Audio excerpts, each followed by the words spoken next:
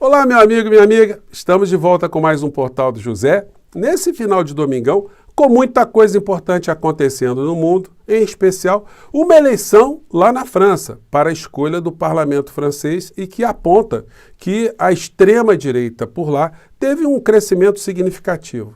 Mas o que significa esse tipo de fato? Bom, a partir de hoje, você verá pelas redes sociais bolsonaristas, aqui no YouTube, pelas plataformas, todo tipo de extremista dizendo que esse é um sinal de que a extrema-direita no mundo está avançando. Mas será que esse tipo de movimentação política na França guarda algum tipo de relação com o nosso país? O cidadão francês que saiu de casa para votar na extrema-direita na França foi porque está preocupado na defesa de Deus, na defesa de pátria, da família, da liberdade, do uso de armas de uma forma absolutamente desordenada? Bom, não é bem isso, né, gente? Essa leitura é uma leitura muito chinfrinha, uma leitura muito medíocre.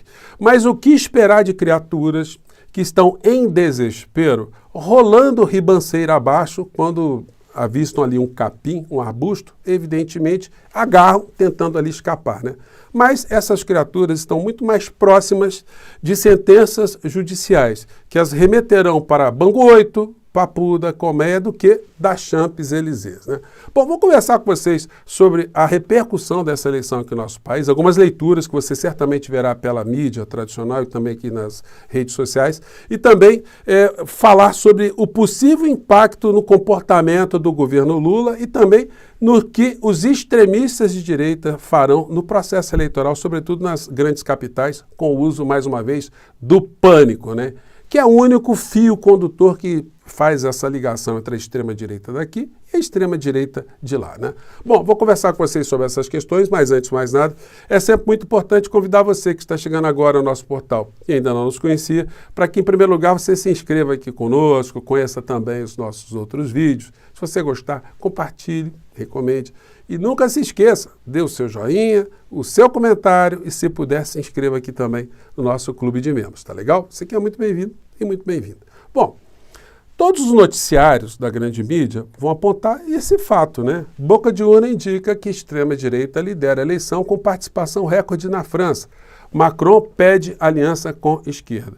Isso porque haverá um segundo turno. Bom, a extrema-direita teve 34% dos votos. Então, quem não é da extrema-direita compõe um contingente muito maior, né? O Macron é o presidente da França. Essa eleição vai designar ali como será a composição do parlamento e quem será o novo primeiro-ministro lá na França, que tem um poder político muito importante, né? Mas isso vem numa esteira de situações muito complexas que estão acontecendo no mundo e em especial na Europa, né? Se a gente pegar esse livro aqui, que eu já comentei com vocês, né, em alguns encontros anteriores, que tem esse título aqui, Nacional Populismo, a revolta contra a democracia liberal. O livro é de Roger Itwill e de Matthew Goodwin. Eles fizeram análises desse crescimento da extrema-direita no mundo inteiro.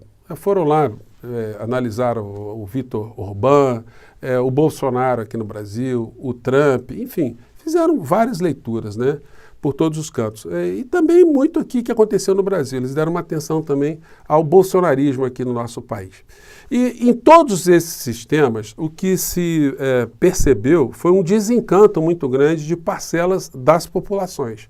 Esse desencanto vem muitas vezes ao empobrecimento das classes médias, das classes trabalhadoras nesses países, que estão cada vez mais perdendo direitos, cada vez mais vendo em sociedades a concentração de renda chegar cada vez mais nos setores que mantêm muito poder econômico, poder financeiro e poder midiático também, né? Essas pessoas, nas suas angústias e nos seus empobrecimentos, sem entender que isso está acontecendo, eles são vítimas do discurso que é arremessado até elas, de que o problema que está acontecendo em suas sociedades é derivado da imigração, é derivado dos estrangeiros que chegam ali, é derivado dos refugiados, que fazem com que as cidades fiquem mais inchadas, os serviços públicos fiquem piores, que as condições de trabalho também fiquem cada vez mais difíceis, com mais disputas de pessoas que ganham salários mais baixos, né? Enfim, são bodes expiatórios perfeitos para as angústias que essas sociedades vivem. Bom, qual é a conexão que tem isso que está acontecendo lá conosco aqui no Brasil? Bom, existe um fio condutor, né? É sempre a utilização do discurso do pânico, do medo, de oportunistas políticos que vão demonizando esses segmentos que chegam até essas sociedades, que trazem uma nova cultura, um novo comportamento, uma nova ideologia, uma nova religião, uma nova indumentária, enfim. São muitas diferenças que causam conflitos civilizacionais, né? As pessoas ficam ali incomodadas com o crescimento de grupamentos que elas não estavam acostumadas a ver há tempos anteriores, né? Isso vai fazendo com que as sociedades passem por grandes processos estressantes. Direita radical lidera primeiro turno das eleições legislativas na França, segundo projeções. Bom, todos os jornais estão apontando isso, né? Aqui no UOL também, extrema-direita sai como vencedora e primeiro turno na França indica projeção. Como eu disse para vocês, né, vocês verão muitas análises dos extremistas aqui no Brasil de que, olha, a direita está contra o socialismo, a direita está contra o meio ambiente, a direita está querendo defender Deus, a direita quer defender a sua família. E não é nada disso. O buraco lá é muito mais embaixo, numa outra perspectiva. Mas, enfim, isso para nós aqui acende também uma série de alertas, porque esse crescimento de grupos extremistas ou de parcelas da sociedade que se identificam com esses grupos tem a ver com o desalento, o desencanto. Porque se essas sociedades estivessem vivendo o pleno emprego, uma condição de vida melhor, uma condição de convivência melhor, uma sociedade mais pacífica, uma sociedade com mais oportunidades, uma sociedade com mais utopias, com mais sonhos, não haveria problema nenhum. Agora, essas situações surgem também, conforme dizem aqui os autores, em função da degradação das condições de vida nos países periféricos. A França, que exerceu um poder imperial muito grande, ela empobreceu os países onde ela praticou ali o seu imperialismo. A Inglaterra, todos os países europeus, os estadunidenses, né, quando eles influenciam as economias de países periféricos para que fiquem cada vez mais pobres, cada vez mais dependentes, eles criam esses fluxos migratórios de pessoas que querem tentar um lugar ao sol, querem ter uma vida melhor, né? Então, esse é um problema que tem várias faces, né? Não dá para fazer de uma forma tão medíocre como o bolsonarismo vai querer fazer aqui no nosso país. Como eu disse a vocês, é necessário que o governo Lula interprete muito bem o que está acontecendo e que cada vez mais procure estabelecer antídotos. E o antídoto contra alguém que está desinformado, alguém que está passando por um pânico moral, alguém que está passando por um pânico vermelho, um pânico religioso, é informação. É mostrar o que está acontecendo, o que está sendo feito, quais são os embates reais, quem está por trás de alguns movimentos, enfim, os significados dessas classes sociais que defendem seus interesses no topo da pirâmide, cada vez mais contra o povo brasileiro, enfim. Daí a gente vê essa notícia de hoje aqui. Lula reedita comunicação do segundo governo, intensifica entrevistas e leva ministro a viagens. Inspirado no modelo adotado por Franklin Martins entre 2007 e 2010, Planalto quer protagonismo do presidente no debate público, com atenção à mídia regional durante agendas pelo país. Gente, eu estou defendendo isso aqui antes do Lula tomar posse. Isso é uma coisa elementar. Se o governo tivesse enxergado isso desde o começo, o presidente estivesse fazendo cada vez mais as suas idas para as redes sociais, para as rádios, para as televisões, hoje a gente teria neutralizadas uma série de insanidades aqui no nosso país, ou pelo menos teríamos mitigado uma série delas, né? Antes tarde do que nunca. Gente, a comunicação, o presidente Lula tem que comunicar, né? Enfim, isso aqui ele foi inaugurar aqui uma obra lá em Juiz de Fora e foi recebido lá pelos operários, né? Aqui, enfim, isso tem que ser cada vez mais reverberado. Vamos pegar aqui um trecho do que aconteceu esse final de semana.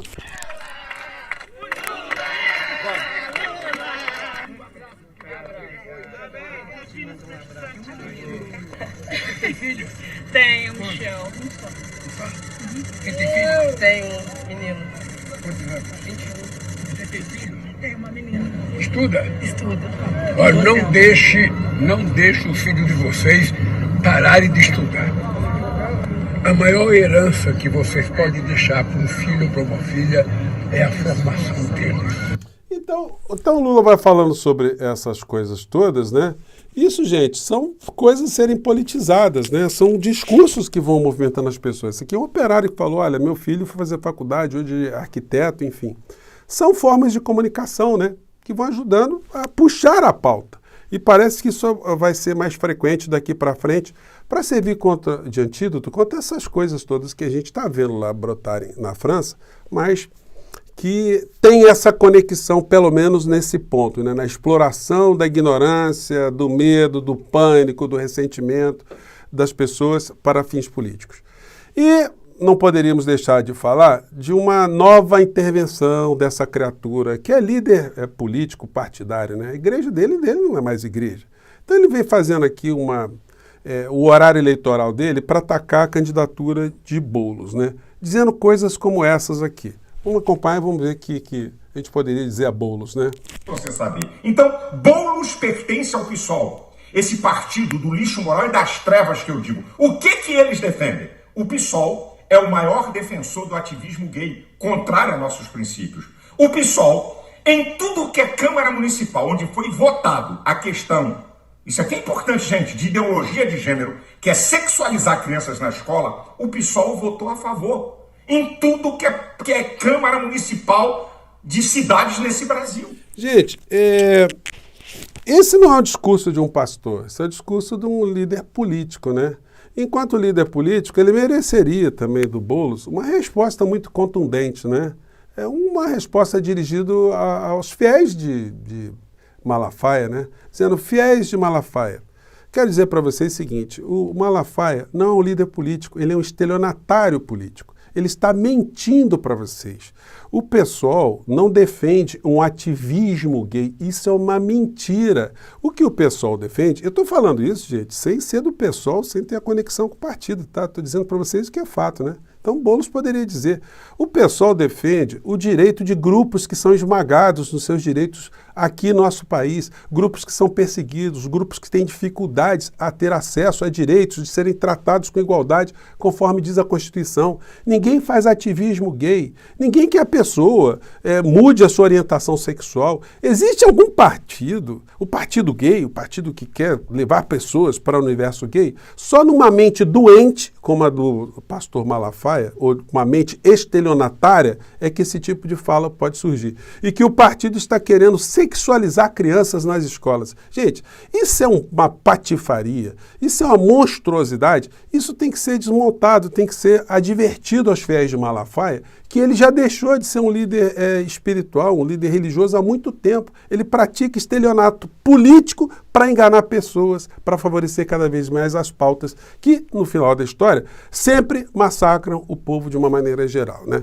Bom, eu não poderia deixar de fazer esse registro hoje aqui com vocês. Enfim, as filas estão andando, tá? A direita vai comemorar a eleição na França, mas daqui a pouco eles vão estar na Papuda, em Bangu, e lá dentro vai dar para comemorar a eleição da França, como eles estão fazendo hoje, né?